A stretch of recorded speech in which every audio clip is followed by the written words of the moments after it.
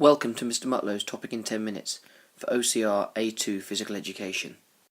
This particular video focuses on the public schools element of the Historical Studies course. This is a particularly important and significant element of the course and builds on the knowledge learnt at AS level. When considering public schools in the 19th century, it is important to note that schools were far less common than they are today, and attendance was not widespread across all parts of the population. They were indeed dominated by the upper class, and a small number of very exclusive schools existed. This included schools such as Eton, Harrow, Winchester, Rugby, and Charterhouse, to name a few. In order to fully understand the workings of these public schools, it is essential that we understand the characteristics of life within them. This is where we will first turn our attentions. The first important characteristic to understand is that 19th century public schools were largely only available to male members of the population. This meant that they were full of young boys with energy and enthusiasm and a boisterous appetite for fun and games. This male-only nature of these schools helps to explain why certain games were popular and why pastimes and sport became important. The second characteristic of public schools is that they were all boarding. That is, that the concept of a day pupil did not really exist. As some of you who board yourselves will know, the opportunity of not having to travel home from school increases the amount of time available in which to participate in sport and games.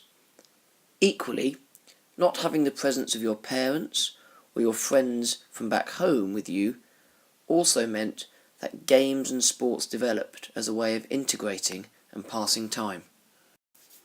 Hence, the fact that these schools were boarding schools made the development of games swifter and more thorough. 19th century public schools were also fee-paying. This helped to ensure that there was adequate money available to build facilities and fund sporting enterprises. Think about independent schools nowadays. Often, their sports facilities are superior to those schools in the state sector. This is not always the case, but the money available to these schools through fee-paying increases the amount of money available to spend on a variety of different things. This included sporting provision in the 19th century. In a similar vein to fee-paying, many 19th century schools were also endowed and had wealthy backers or people who put money in to help provide facilities and coaching. This complemented the fees which the boys paid and allowed more to be done with the money that they had available. Given that things such as technology were not as prevalent as they are today, much of this money would have been spent on sporting provision, as this was one of the major ways of passing the time and keeping boys occupied. You will learn more about this when we turn our attentions to Stage 2, Dr. Thomas Arnold and Social Control. As I mentioned earlier, 19th century public schools were the haunt solely of the gentry, those with enough money to afford the fees. Not only did this bring with it income, but it also brought with it families of a high status and influence in society who were able to spread and develop the ideas which they learnt at public school. This helped to explain how sports and games spread across the empire as the century wore on. As is often the case today, where governors control a school, back in the 19th century, schools were controlled by trustees. These were also influential people, generally from the upper class, who had the ability to help develop and promote many of the values for which the schools stood. In many cases, sport was a significantly important pillar in schools, and therefore these trustees helped to support and develop sport further, both inside and outside the school. A majority of 19th century public schools were also Spartan or harsh environments for young people to grow up in. As you may well remember from Tom Brown's school days, only the strongest and fittest survived, as a culture of bullying and brutality existed at the beginning of the 19th century. This made schools unpleasant places in many ways, a far cry from education today. This harsh or Spartan lifestyle was reflected in many of the sports which were played in the early days at public schools, which were also violent and harsh and involved survival as one of their natures. The schools about which we are talking were also non-local. As I have already mentioned, there were far fewer schools in the 19th century than there are today, and therefore many people travelled many miles in order to go to school, and boarding was an important feature of life. Given that so many people travelled from so far to attend one school, many regional variations sprang up, which were all put together to create new variations at public schools. This is often referred to as the public school's melting pot, an important concept which we will revisit later on. The 19th century also saw a significant time of expansion in education and in public schools. As more people from across the country went off to school, so schools expanded and the spread of games was intensified. A good example of this was the introduction of a more rigorous house system as more and more houses sprang up in schools, allowing the opportunity for inter-house games and fixtures. This is still an evident and important feature in most independent schools today. And indeed, it is something which many state schools have also adopted. In a nutshell, those are the main characteristics of public schools at the start of the 19th century. The key question for you is to be able to chart the development of sport in public schools and the changes in the schools themselves over the course of the century. There are two key developments which you need to be aware of, and we will touch on both of these briefly now. The first key reason or catalyst for change in independent schools was something called the Clarendon Report. The Clarendon Report was a report into education produced by a member of the gentry known as the Earl of Clarendon. The Earl of Clarendon's report was commissioned by Queen Victoria in 1861 in response to a number of complaints about the financial management, structure and running of 19th century public schools. In essence, it was a precursor to the modern day Ofsted inspection. The Earl of Clarendon found that many of these schools were poorly run and poorly managed, and as a result, changes were implemented which affected the structure and organisation of these establishments. This was a key catalyst for change in the independent school sector in the 19th century. A second key catalyst for change was the appointment of Dr. Thomas Arnold as headmaster at Rugby School in 1828. Dr. Arnold, a character depicted by Stephen Fry in the Tom Brown School Days film, was an important educational philosopher and reformist. He felt that schools should be pastoral environments where muscular Christianity was allowed to thrive and where bullying and brutality should not be present in any way, shape or form. His role was particularly significant, not just at Rugby School, where he was headmaster, but more importantly across the educational sector, and we will spend more time talking about Thomas Arnold in detail later on. In order to fully understand the development of sport in public schools, we need to further break down the time period into three separate stages. We call these the developmental stages of athleticism, and I will address each of these one by one on the following slides. The first important developmental stage of athleticism is commonly known as boy culture, bullying and brutality. Stage 1, as it is otherwise known, ran from approximately 1790 to 1824, and therefore was reflective of popular recreation and pre-industrial society. For the purposes of the examination, it's important that you can identify some of the characteristics of Stage 1. These are listed below. The first key characteristic of Stage 1 is that it was a time of revolution. During this time period, there was significant unrest in France and America and other parts of the world. This made boys more confrontational and increased the conflict in society. Indeed, many young people felt that the best way to get their own way was to rebel or revolt. Consequently, life in schools often involved constant rebellion and revolution against the rules and the structures which were in place. The second key characteristic of Stage 1 was a lack of a police force.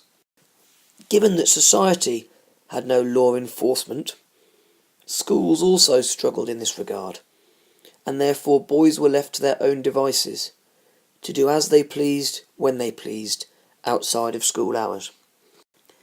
You only need imagine what pupils would get up to nowadays in a school if there was no staff to supervise them during the day.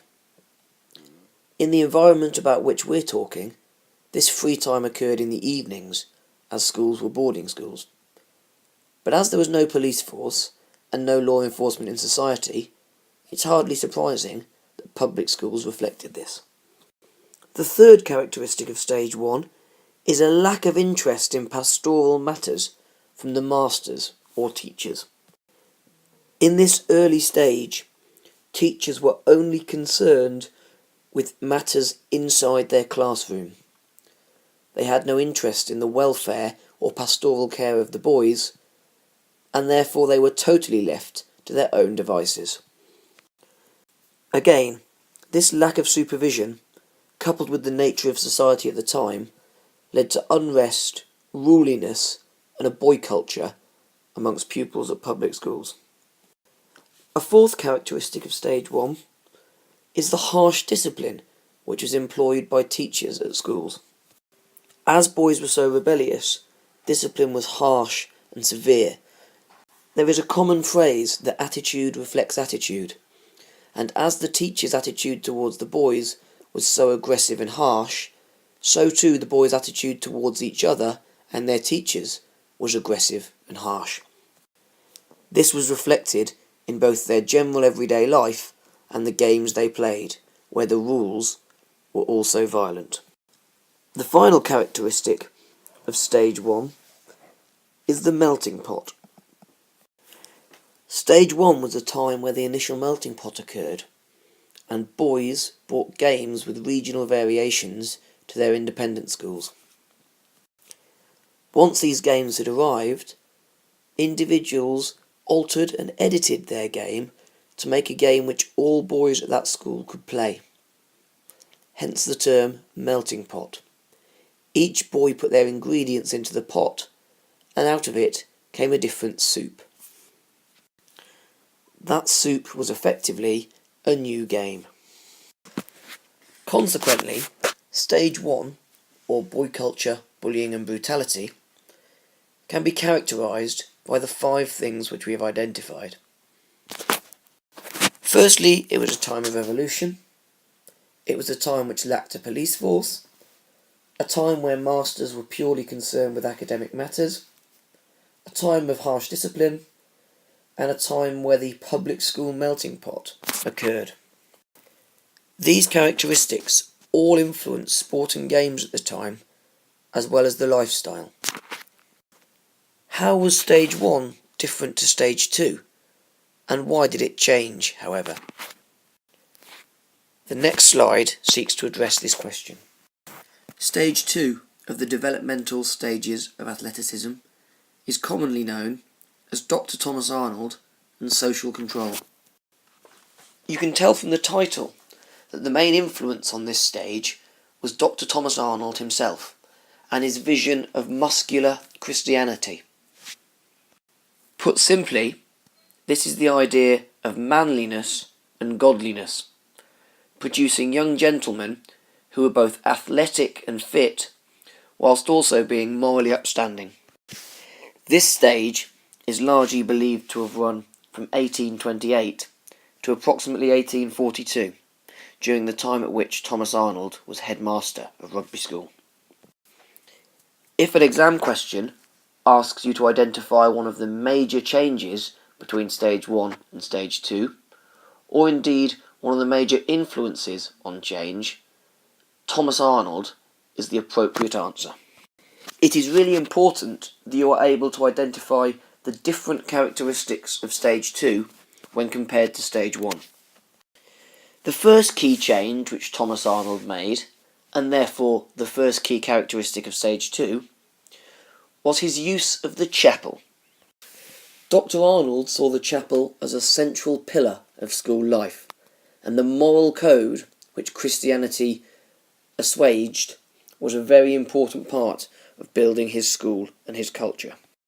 In essence, Arnold established a civilised moral code within schools, and in particular within Rugby School, which had not existed before that date. This culture was built on respect and responsibility for both pupils and staff. Arnold also championed sport as a means of social control, and this was the second key characteristic of Stage 2. In simple terms, the headmaster was trying to use sport to keep boys occupied. This was part of his wider belief that a busy child was a child who would not be causing problems or getting into mischief. He tried to remove the temptation to gamble or drink or hunt by introducing other activities to occupy the boys' free time. Primarily, these activities were sports. The third characteristic of Stage 2 was the role of masters. You will recall from Stage 1 that masters had a little or no interest in anything other than academic matters. This all changed in Stage 2. No longer did Arnold think it was acceptable for a teacher to be only concerned with academic matters. He expected all of his masters to be pastoral role models and leaders as well. This helped to change the culture in schools from one of fear and reprisal to one of care, love, and consideration for each individual pupil. The welfare of each pupil became important, and therefore the previous bullying and brutality which had occurred became something which Arnold sought to stamp out. The fourth characteristic of Stage 2 was the role of prefects. Where previously the eldest pupils in schools had been the instigators of the bullying, Arnold sought to make them role models and leaders within his school community. He gave them rights and privileges, and in return expected them to have responsibilities. These boys became in charge of running and organising houses and house events, and controlling discipline within their small groups for which they were responsible. Arnold tried to make these individuals people to whom the younger boys would look up to, and therefore encourage a culture of positive praise and progression. The final characteristic of Stage 2 was the expansion of the boarding house system and the house system in general. As schools grew in the middle of the 19th century, so too did the house system, allowing greater inter-house competition and more sport to be played. Equally, the expansion and growth of this system allowed houses to become the centre of a boy's well-being and life at a school, and something for which they had real pride. Indeed, it was these houses that allowed the first competition and competitive sport to occur.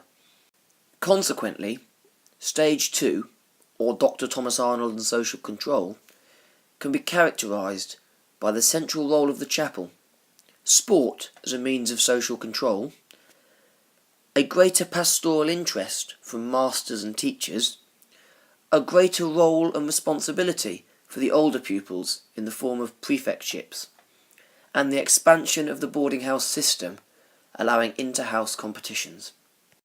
How then was Stage 3 different again? The next slide seeks to answer this question. The third and final developmental stage of athleticism is often referred to as Stage 3, the cult of athleticism. In essence, this refers to a time where games and athleticism overtook academics as a priority at independent schools.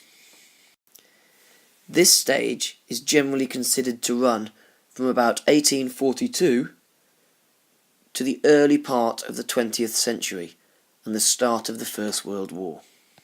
It is important for the examination that you are able to explain why athleticism developed such a high status and how this was influenced by society at the time. The first key characteristic of Stage 3 is an expanding British Empire. As the empire expanded, British games and sports, which had developed in public schools, were transported around the globe to places like India, Australia, Canada, South Africa, and other outposts of the empire. This saw an increase in the popularity of sport and games across society, and this was reflected in public schools, where an increase in popularity was also seen. Games now became an essential part of what was done, and a key feature of life at schools such as rugby. The second key characteristic of the cult of athleticism was the development of national governing bodies. As pupils were now leaving public schools to go on to undertake important roles in society, they also wanted to continue playing the sports they had grown up loving at their alma mater. In order for this to happen in an environment which didn't have a house system, i.e. the workplace and wider society, however, they had to establish a codified set of rules and a league structure to allow them to play inter-club fixtures. This resulted in the development of national governing bodies, such as the FA, and the widespread use of sport as a recreation and pastime. The impact of this was reflected in schools, who could now play competitions against other schools as codified sets of rules had developed. A third key characteristic of the cult of athleticism was the publication of the Clarendon Report.